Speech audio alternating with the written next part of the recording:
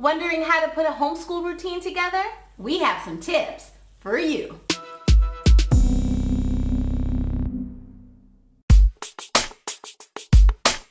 Hey, Chips and Salsa here. If you're new to our channel, we are two homeschool moms bringing you some fun, practical, and encouraging tips. So please subscribe to our channel and hit the bell button so you don't miss any of our upcoming videos. This is part of our Homeschooling 101 series, video number 3. If you haven't checked out any of our other videos on the Homeschooling 101 series, check them out right there. When you're thinking about putting together your homeschool routine, what we have found is really creating a routine of flow, what comes one thing after the other, has worked a lot better than from this time to this time.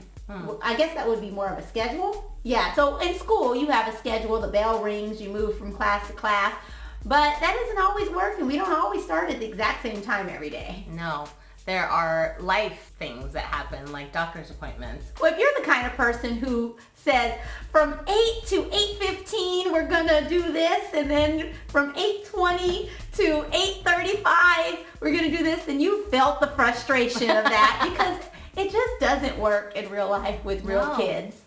Somebody will spill water, another person will take too long in the bathroom. Yeah, right. Okay, so we put together some tips that will help you not get so frustrated. And hopefully will make homeschooling a lot more fun. Now, it might not work for everybody, but it works for us. Tip number 1 is start with an engaging activity. So in our family, we go and take a morning walk first thing. That's awesome. Yeah, and we have music and it's just our little routine ever since we started homeschooling. So it's worked well for us.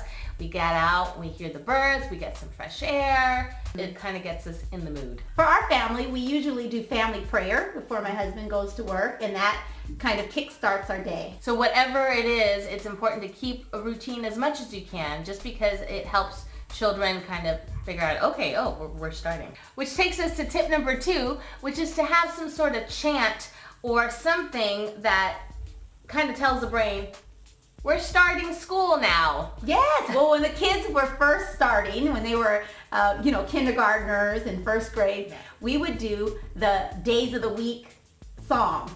Sunday, Monday, Tuesday, Wednesday, Thursday, Friday, Saturday, love. No, it wasn't that, but I can't actually remember exactly what it was. Oh, is it days of the week?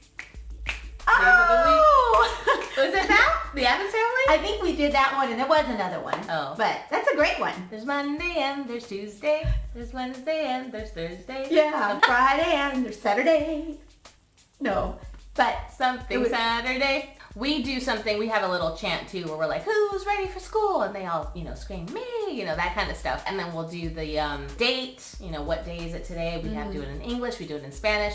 It's kind of elementary, but I actually told him this year, I'm like, do we need to switch it up? Do we need to stop doing this? Do you guys feel like it's too little? I'm like, no, we like it. So, there's something comforting about it. I stopped doing it.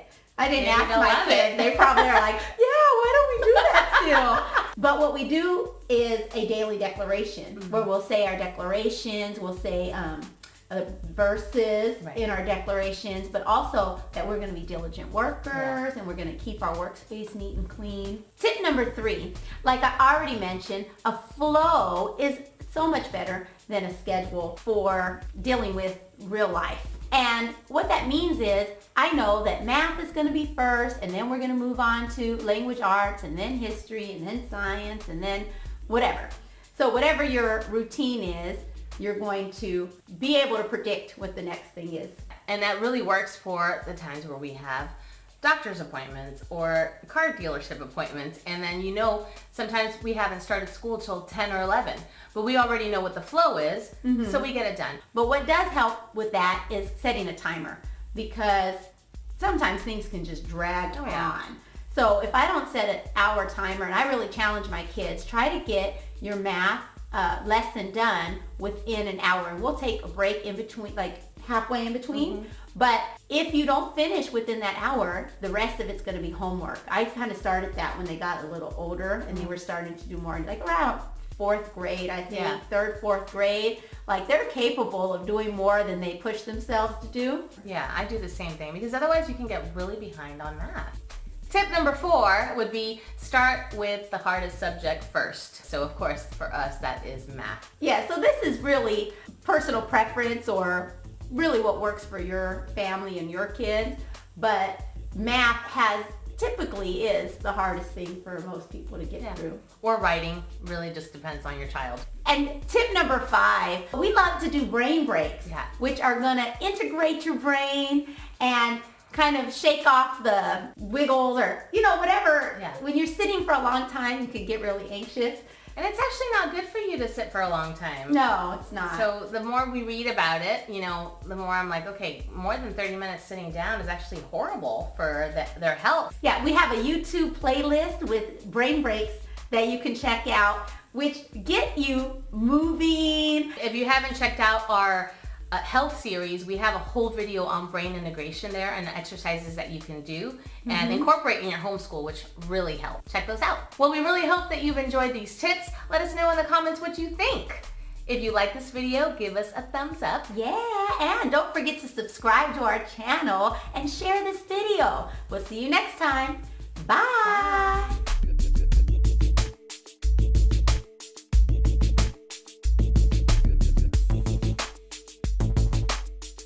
Bye.